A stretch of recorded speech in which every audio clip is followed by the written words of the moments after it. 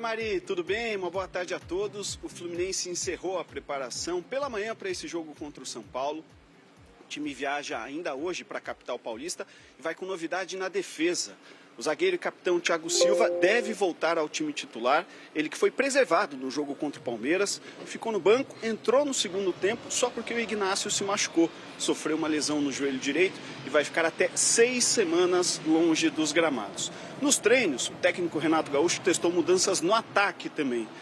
Os 3 titulares na última rodada, Serna, Soteldo e Cano, a gente pode ter 2 mudanças com as entradas do Canóbio e do John Kennedy. Canóbio e John Kennedy. No meio de campo, o Martinelli pode ser poupado, preservado, porque ele vem de uma sequência de 3 jogos como titular. O Bernal seria o possível substituto dele. O Fluminense que encara o São Paulo fora de casa e a gente vai acompanhar agora uma reportagem do Edson Viana sobre a relação do Renato Gaúcho com o adversário de amanhã. Seja no papel de treinador ou de jogador, camisas tricolores fizeram parte de momentos importantes da vida do Renato. Do Grêmio, do Fluminense. Amanhã ele tem pela frente o tricolor paulista, clube que nunca defendeu ou dirigiu, mas que cruzou o caminho do Renato de maneiras diferentes. Em 84, quando jogava no Grêmio, discutiu com torcedores no estacionamento ao ser criticado. E na discussão, estava vestindo uma camisa do São Paulo, um presente do amigo e lateral direito Paulo Roberto. Num jogo do Brasileirão de 95, não teve briga, e sim reconciliação. Renato está chegando agora no Telê, depois de 9 anos de briga. No reencontro com Telê Santana, então técnico do São Paulo. Antes do jogo, Renato fez as pazes com Telê. O desentendimento era antigo. Telê tinha deixado Renato fora da convocação para a Copa do Mundo de 86 por questões de indisciplina. Durante o jogo, incomodou o velho mestre com um gol de falta. 2 anos depois, Renato chegou a ser apresentado como reforço do São Paulo, com entrevista coletiva e tudo, mas apenas segurou a camisa, não chegou a vestir, porque o contrato não estava assinado. Nessa época, o Fluminense tinha uma dívida com ele. Renato acabou se acertando com o tricolor carioca e desistiu da transferência. Em 2008, um Renato já treinador teve pela frente o São Paulo numa Libertadores, nas quartas de final. Uma vitória que classificou o Fluminense. Na pressão, no sufoco, o Washington camisa 9. E deixaria uma das imagens mais emblemáticas do Renato no Maracanã. Sentado no meio do gramado, curtindo sozinho um momento memorável. E agora, o São Paulo é um novo desafio, depois de 3 derrotas seguidas. O São Paulo é um grande clube, tem uma grande torcida. Certamente ele começou a se acertar e daqui a pouco vai estar na parte de cima também da tabela. Mas o objetivo do Fluminense é o mesmo. Então, não tem jogo fácil. Um acidente mudou a vida do Breno. Foi num dia chuvoso, perdi o controle do carro, bati num canteiro central e capotei com o carro. Mas o desejo de voar, isso nunca mudou. Com 8 meses de lesão, já querendo voltar a saltar. Um belo dia ali, aí, irmão, vamos voltar a voar? Eu falei, você não precisa nem perguntar 2 vezes. Amanhã, no Esporte Espetacular, Fernando Fernandes vai levar o Breno para uma missão cheia de adrenalina.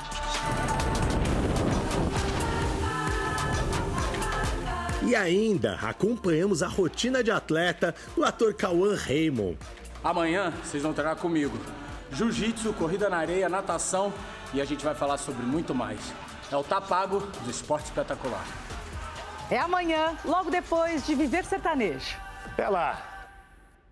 A gente também vai falar de muito mais. Por exemplo, o Danilo vestiu a camisa do Botafogo, mas a torcida vai ter que esperar pela estreia dele, viu? O Emerson Royal, novo reforço do Flamengo, já está no Rio e vai ser apresentado para a torcida amanhã. Bom, hoje tem Botafogo e Corinthians e o Botafogo tá de olho no G4 do Brasileirão. O Lucas de Sena tá no Newton Santos e traz as últimas pra gente. Seja bem-vindo, Lucas. Oi, Mari, tudo bem? Muito boa tarde para você, para os amigos e amigas que nos acompanham no Globo Esporte. Hoje o Botafogo ainda não vai ter a estreia do Danilo. O volante contratado do Nottingham, ele está passando por um processo de recondicionamento físico, estava de férias em Salvador, até treinando com um preparador particular, mas não entra em campo há mais de 2 meses. Para hoje, o técnico David Ancelotti, invicto no comando do Botafogo, com 2 vitórias e 1 empate, não deve ter também o Marlon Freitas, suspenso, e o Arthur, que até treinou na última atividade com o elenco, mas deve ser poupado por conta de uma gripe. Então, o Botafogo deve ir a campo contra o Corinthians com o John no gol, o Vitinho na lateral direita, na zaga Barbosa e o Caio Fernando, com o Alex Telles ou o Cuiabano na lateral esquerda. O meio-campo formado com o Newton e Alan, com o Savarino mais à frente, e no ataque a gente deve ter o Montoro, o Nathan Fernandes e o Arthur Cabral. Uma vitória põe o Botafogo hoje no G4. E já que eu abri falando do novo reforço, bora ver como foi a apresentação do Danilo? Estrela no peito, aquela pose e o sorriso de garoto propaganda da nova camisa do Botafogo lançada ontem. Passar um recado para a torcida aí que já pode ficar de olho na rede social aí do Botafogo já, que já tá lançando já. Danilo chegou chegando, foi apresentado e escolheu usar o número 35. O número que me marcou muito, porque foi o número que eu subi no Palmeiras e de lá para cá, graças a Deus, eu consegui conquistar o que eu conquistei, tanto aqui no Brasil e consegui ir bem lá fora também. O volante de 24 anos foi revelado no Palmeiras, onde conquistou títulos importantes como uma Copa do Brasil, um Brasileiro e 2 Libertadores. Na Inglaterra, defendeu o Nottingham Forest por 3 temporadas. A saída do Gregory, que foi transferido ao Al Rayyan do Catar, deixou em aberto uma vaga no meio de campo do time, que será preenchida agora pelo volante Danilo, a maior contratação da história do Botafogo. A compra foi no valor de 22 milhões de euros, cerca de 142 milhões de reais. Eu venho com um foco muito grande de fazer o que eu fiz no Palmeiras e fiz lá no Nottingham Forest, que é a característica de passe, jogar para frente, marcar, chegar no ataque, fazer gol também às vezes. Danilo está regularizado, mas como não joga desde o dia 18 de maio, quando acabou a temporada na Inglaterra, ele ainda vai precisar de tempo para adquirir ritmo de jogo. Então, a torcida vai ter que segurar um pouquinho a ansiedade pela estreia. Ele está mesmo à vontade, mas tudo tem seu momento. Não, sou da resenha também. Mas claro, tem momento da resenha e momento também de chegar junto. E eu quero continuar crescendo junto com vocês e a gente continuar conquistando mais coisas aí pela frente. Amanhã tem Flamengo e Atlético Mineiro no Maracanã, às 8h30 da noite. Você vê ao vivo no Sport TV. Ricardo Lai, o que você conta pra gente? Seja bem-vindo. Fala, Mário, um abraço para você, boa tarde a todos. Olha, o Plata e também o Alan, recuperados de problemas físicos, devem voltar ao time amanhã à noite contra o Atlético Mineiro. O Flamengo de olho na liderança, né? Um ponto abaixo do Cruzeiro, que é o primeiro colocado. Antes da partida de amanhã, os novos reforços, Saul Niguez e também o Emerson Royal, serão apresentados à torcida. O Emerson chegou hoje de manhã ao Rio, assina contrato com o Flamengo até 2028, estava no Milan da Itália. E sobre o atacante brasileiro Samuel Lino, do Atlético de Madrid, o Flamengo está acertado com ele e deve ser o próximo reforço. Agora a situação extracampo do Bruno Henrique. A Justiça do Distrito Federal aceitou a denúncia do Ministério Público e o jogador virou réu. Ele irá responder à fraude em competição esportiva. O juiz da 7ª Vara Criminal de Brasília, Fernando Barbagallo, entendeu que há elementos que indicam que Bruno Henrique deliberadamente recebeu, agiu para receber o 3º cartão amarelo contra o Santos no Campeonato Brasileiro de 2023, e isso teria beneficiado alguns apostadores, inclusive o irmão dele, o irmão do Bruno Henrique. Em defesa, a nota de defesa do Bruno Henrique diz que o jogador não faz parte de qualquer esquema de fraude e disse que será prontamente esclarecida a denúncia. É com você, Mari. Valeu, Lai. O Vasco enfrenta o Internacional em Porto Alegre, tentando espantar a crise, né? Foi uma sequência de resultados frustrantes em menos de 2 semanas. 2 deles na Copa Sul-Americana, em que o Vasco foi goleado e depois eliminado pelo Independente Del Valle do Equador. No Brasileirão, o time perdeu o clássico com o Botafogo por 2-0. O Botafogo volta da Copa do Mundo e bate o Vasco. e empatou com o Grêmio em 1-1. As duas partidas como mandante. 4 jogos consecutivos sem vencer. Vitória, ela vai calmar o ambiente, óbvio. Até porque a gente está numa situação delicada dentro da competição. A equipe está em 16º lugar na classificação. A diferença para o Santos, o primeiro time dentro da zona de rebaixamento, está no saldo de gols. E a expectativa de melhora fica bem difícil, assim, do que o torcedor está acreditando que vai conseguir dar a volta por cima. A gente está aí. Amanhã o adversário será o Internacional fora de casa. No confronto pelo Brasileirão do ano passado, o Vasco levou a melhor em Porto Alegre. 2-1 no Beira-Rio, com gols de Adson e Lincoln. Cumprimenta para botar a bola no fundo do gol! No atual Brasileirão, o Vasco foi derrotado dos 5 primeiros jogos que fez como visitante. Só que o mais recente deles foi a vitória por 3-1 sobre o São Paulo. A gente vai procurar lá, tentar repetir a performance que a gente teve com o São Paulo. Se for possível jogar melhor, até jogar melhor. Amanhã o Vasco vai ter mudanças na defesa. João Vitor está suspenso pelo 3º cartão amarelo. Lucas Freitas, recuperado de uma gripe, volta ao time. A equipe deve entrar em campo com Léo Jardim, Paulo Henrique, Hugo Moura ou Maurício Lemos, Lucas Freitas e Piton, Jair, Tietê, Nuno Moreira, David, Ryan e Verrete. E gosto que a equipe tenha protagonismo dentro e fora de casa. Eu acho que a gente vai jogar, tem que saber defender lá no Sul, e é o que a gente vai tentar fazer lá. E logo mais tem semifinal da Liga das Nações de Vôlei. O Brasil vai enfrentar o Japão às 3 da tarde, você vê ao vivo no Sport TV 2. As semifinais da atual edição da Liga das Nações carregam uma coincidência. São exatamente os mesmos confrontos do ano passado. A Itália, invicta a 27 partidas, enfrenta a anfitriã Polônia, que vai ter o apoio vindo das arquibancadas lotadas. É difícil para a Polônia. A Itália, como eu já disse, é um time que erra pouco. Então ela faz com que o adversário tenha que jogar sempre no limite. O Brasil, que só perdeu uma das 13 partidas disputadas até aqui, joga contra o Japão. Em 2024, japonesas e italianas saíram vencedoras nessa fase.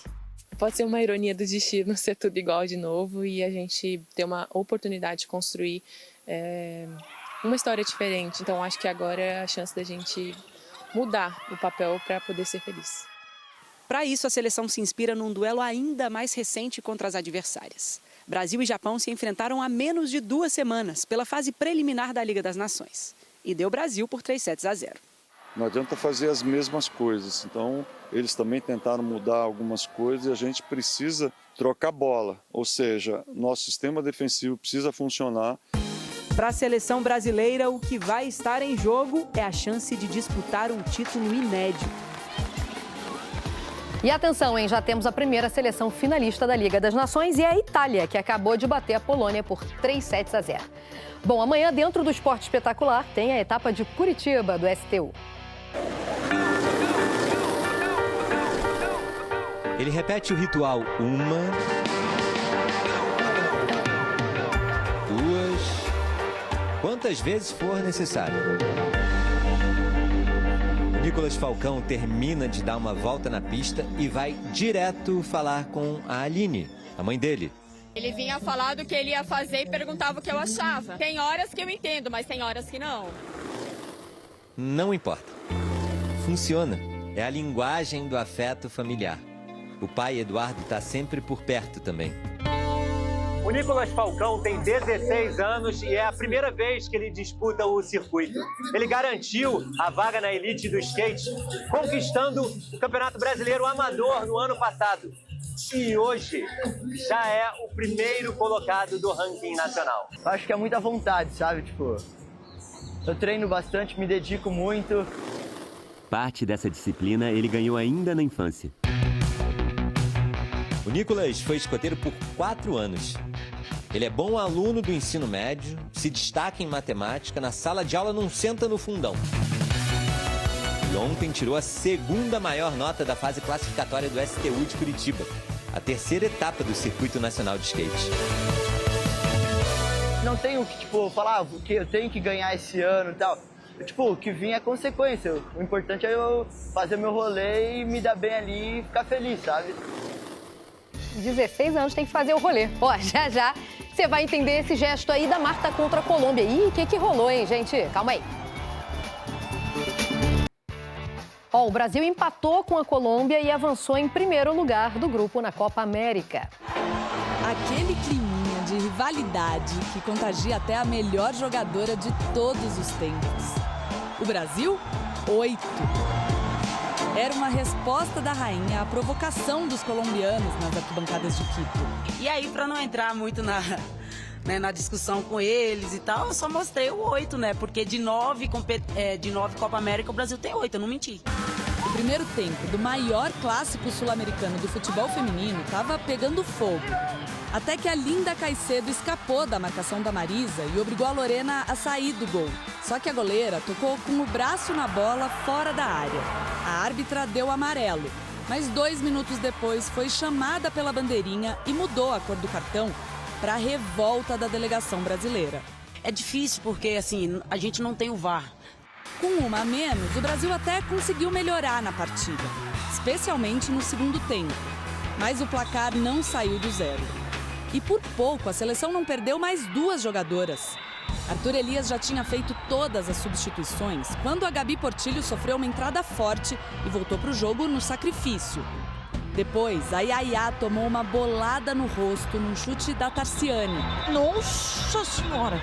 Um fogo amigo ali na Yaya. O olho ficou inchado e ela não estava enxergando bem. A comissão técnica cogitou acionar o protocolo de concussão, que daria direito a mais uma troca, mas optou por manter a camisa 17 em campo. Qual é o protocolo? 5 dias afastada, ela estaria fora, né, da semifinal, mas pelo que foi me passado do departamento médico, é que não tinha características de concussão, era só uma questão do olho mesmo. É hora de esfriar a cabeça e recuperar as jogadoras. Mesmo com o empate, o Brasil confirmou a liderança do Grupo B e agora se prepara para a semifinal contra o Uruguai. O mais importante é classificar em primeiro, que a gente vai ter 3 dias de descanso. Essa semifinal contra o Uruguai é na terça-feira, às 9 da noite, e você vê ao vivo no Sport TV. Um excelente final de semana e até segunda. Beijo!